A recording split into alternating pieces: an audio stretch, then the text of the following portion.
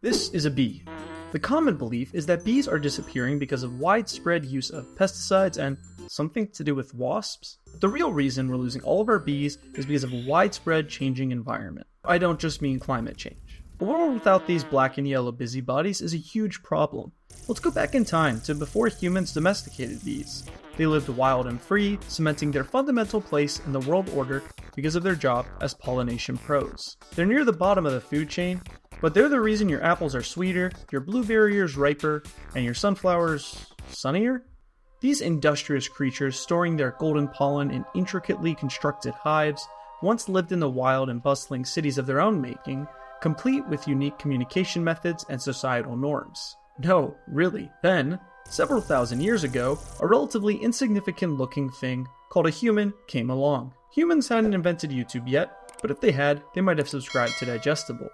The humans decided to smash open the hives and eat the sugar stored inside, because, well, it was delicious. They called that sweet stuff honey. This action set off a chain of events that would drastically alter the bees' way of life. The problem was that the people they sent to retrieve the honey would keep getting swarmed by thousands of angry little bees, each prepared to die to defend its home. And that led to those humans getting severely injured and even dying. Humans had to come up with a better idea. So they did. Instead of searching for wild beehives, they set up their own little Airbnbs and invited the bees to come and stay with them. And stay they did. Fast forward through a bit of trial and error, some clever bee charming tricks, and past the era of severely aggressive bees, and there we have it. Domesticated bees became the bee's knees of agriculture, making honey and pollinating crops like they were born for the job, which they kinda were. But suddenly, things changed. The late 20th century witnessed a gradual but alarming decline in bee populations worldwide, with entire hives of worker bees disappearing faster than you can say, buzz off. This increasingly common phenomenon is known as colony collapse disorder, or CCD. CCD is when all of the workers ditch the queen, leaving only her and a few stragglers behind while they fly off and are never seen again. CCD explains why some bee populations vanish, but without us humans really knowing why? This brings us to the first of 5 main factors that are causing colony collapse disorder and making all of our bees disappear. This is Barry. Barry is a summer worker bee. Let's spend a day being beside Barry, living through a brief bout of the bee's bleak burdens. Barry's buzzing along, hopping from flower to flower and minding his own business, before suddenly, wham! Yep, it's pesticides, floating through the air from the next field. Barry tries to shake it off, but pesticides are far more than a bad smell. They're like bee kryptonite, smashing Barry's immune system to shreds and turning his internal sat-nav upside down. So, Barry's already lost, miles away from home. Can things get any worse? Yes. Unfortunately for Barry. Oh, I'm just getting started. Thankfully, Barry remembers his long-lost cousin Clive lives in the forest nearby. He focuses and sets himself off in what he thinks is the right direction, but as Barry strives to find Clive's hive, he has no luck. In fact, when he arrives, there's not a tree in sight. You see, humans decided the forest wasn't really that important and sort of just chopped it down and replaced it with buildings and concrete.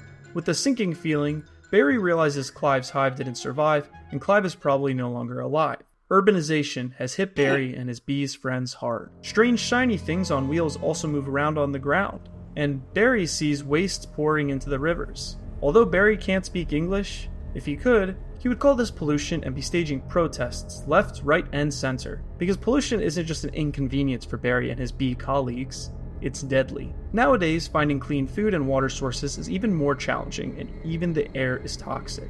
Feeling pretty mad at the humans for all their cities and pollution and destroying Clive's home, Barry decides to go off towards some pollen. There's a lovely little wildflower meadow not far away. Oh no, even the food's vanished. Yep, like Clive's hive, the wildflower meadow is no more. It's now a massive, flat farmer's field. He decides to navigate through the strange field, but this field is to be a permanent home for endless years of corn.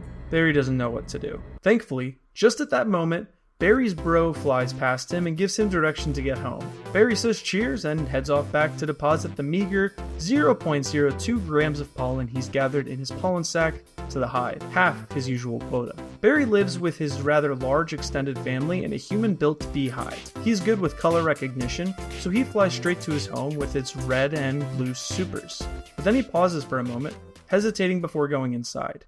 There are some new hives nearby, he discovers, shocked. New neighbors with different colored homes. Unbeknownst to Barry, those new neighbors have actually emigrated from England in a shipping container, and while Barry and his friends love meeting new people, he's a little bit worried about a little diseasey thing called chronic bee paralysis. He knows from watching the news that this virus wreaks havoc on bees, paralyzing and killing them within a week, and it's really bad in Britain. Barry would rather not go through that, but the litter of dead and dying bees at the front of his own hive means he knows it's already too late. Once inside, he's greeted with a buzz of activity. He wants to tell all of his bee siblings to get the vitamin C supplements out and ensure they get a healthy dose of vitamin D, but bee language doesn't really have words for that. Besides, unfortunately, Barry's colony has been selectively bred by humans, and this selective breeding and relatively small gene pool they used means they all have compromised immune systems anyway. Oh dear.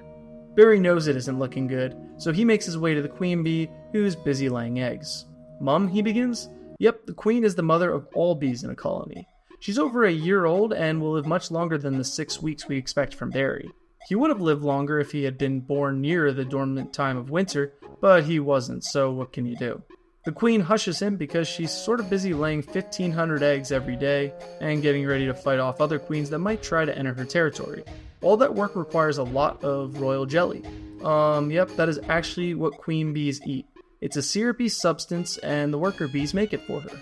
Finally, Barry is allowed to speak and he explains that he thinks they should move house because of all the things killing them. The queen disagrees, and because this is a video about colony collapse disorder, Barry decides to take matters into his own hands and mounts a revolution.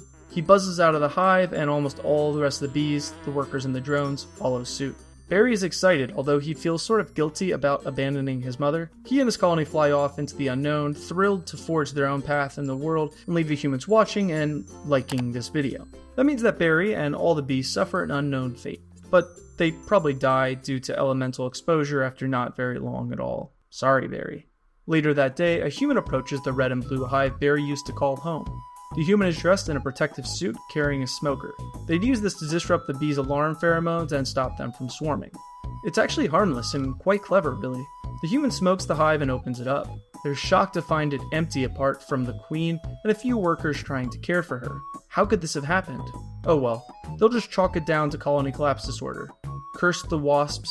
A myth. Wasps really don't have much to do on the overall impact on bee population, and hope the workers can keep the queen alive to resurrect the colony.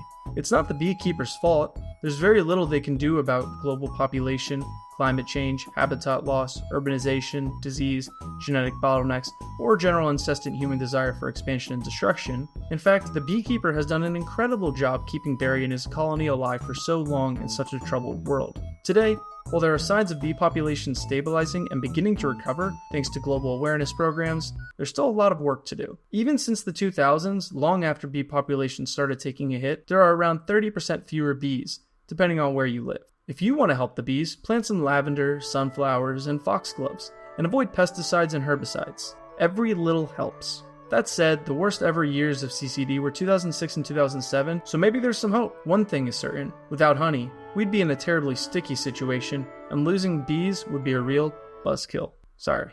Anyways, bye.